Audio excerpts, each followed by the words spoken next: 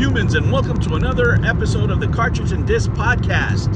That's right, I'm here in my morning commute, and I'm delayed about 30 minutes because there is so much traffic. Oh my gosh. And these are the thoughts that come into my mind, right? These are the thoughts of any gamer out there, right? When you have some free time, you think about the gaming industry, you think about retro games, and let me tell you something, guys. It's time that we address an injustice that has happened here for decades now. Decades, right? And this injustice was done to one Mike Tyson. That's right. Capcom used his likeness, as we all know, in Street Fighter 2. Now, for those few of you who don't know that, I don't even know why you clicked on this video, but let's go over the story real quick. Capcom used Mike Tyson likeness in Street Fighter 2.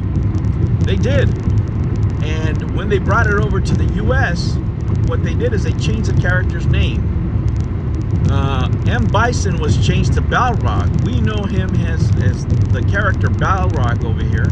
But in Japan, he was M. Bison, and they changed it because it was too similar to Mike Tyson, right? And let's take in mind that game made about $1 billion and is still being re-released. They're still using this man's likeness and not giving him a dime. Now, this was very common in the industry back then, guys. When video games first started, people would just grab IPs, they just grab anything.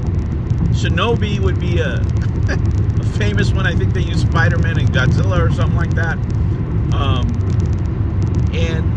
Nobody was paying attention back then because, video games weren't the juggernaut that they are now. There was just something new, right?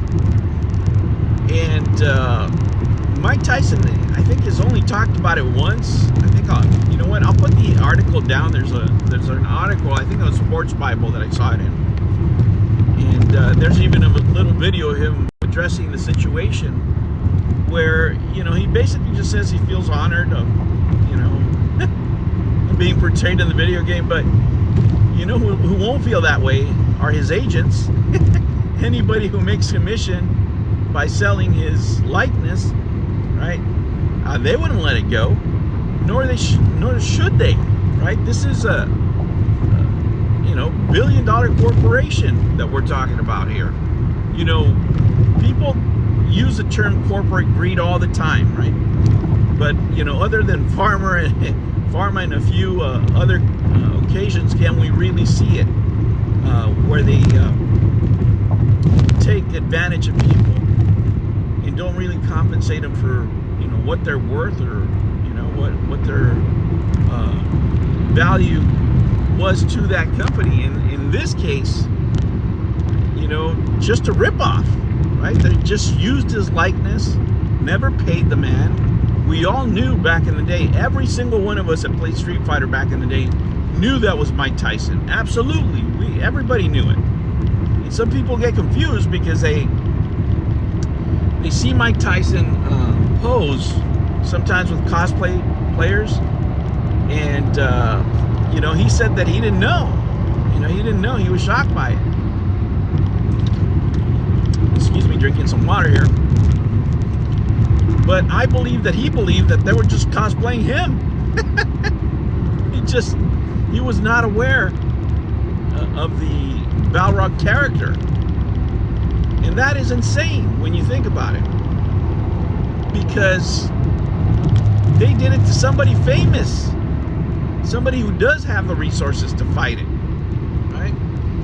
And they still haven't made it right with the man all these years after, right? And it makes you wonder if they did it to somebody like Mike Tyson, who was a famous person, who clearly could sue them if you wanted to. And let me tell you, I'm no lawyer. This is not legal advice, Mike Tyson. This is for entertainment purposes only, Mike. But I think you have a case there, in my point of view, and I think it'd be a real quick settlement. And if anything, these people at Capcom, what they should do, now with the release of the new game, they should throw them some cheddar, make some Mike Tyson DLC, do a Mike Tyson package, something, right? Because they built this whole franchise partly on Mike Tyson's shoulders, because he was one of the first bosses in the game. I don't know if you guys remember, at first you couldn't play with Balrog. You know, it wasn't until further editions that you could play with him. He was one of the boss characters. But the real issue here is, should Mike Tyson be compensated? And I say yes, absolutely yes. This is a clear, and I mean clear, example of corporate corruption, abuse, corporate greed, everything, absolutely everything. They took this man's image without his permission, made billions now on it, because now the whole Street Fighter franchise is made about $2 billion approximately.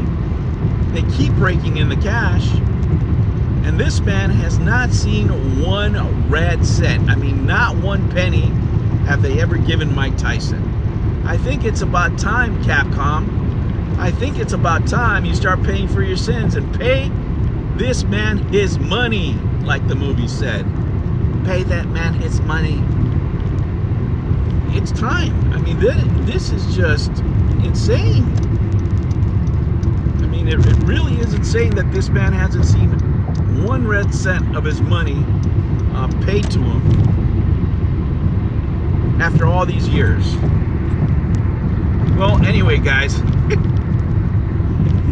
that's my rant, and I just really want to show it to you, because if they can do it to Mike Tyson, right? If they can do it to Mike Tyson with impunity and not pay him one single red cent, can you imagine what Capcom and other companies have done to other people that are not famous, that don't have the means, that don't have the luxury of just brushing it off because they have, you know, millions of dollars?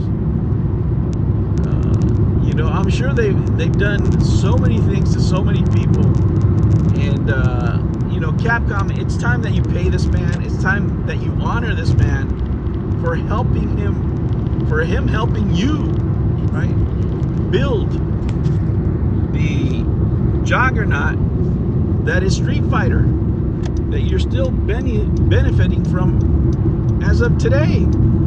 You're still making money off the man. You're still re-releasing games, and you still won't pay him or cut him a deal. I think it's about time. I think you should be shamed into it. I think you should be called out over and over for it. I think it's a crappy move by Capcom. Now, don't get me wrong, Capcom is one of my favorite companies, but this right here is an injustice that should be corrected. All right, guys, I will catch you on the next one. Take care.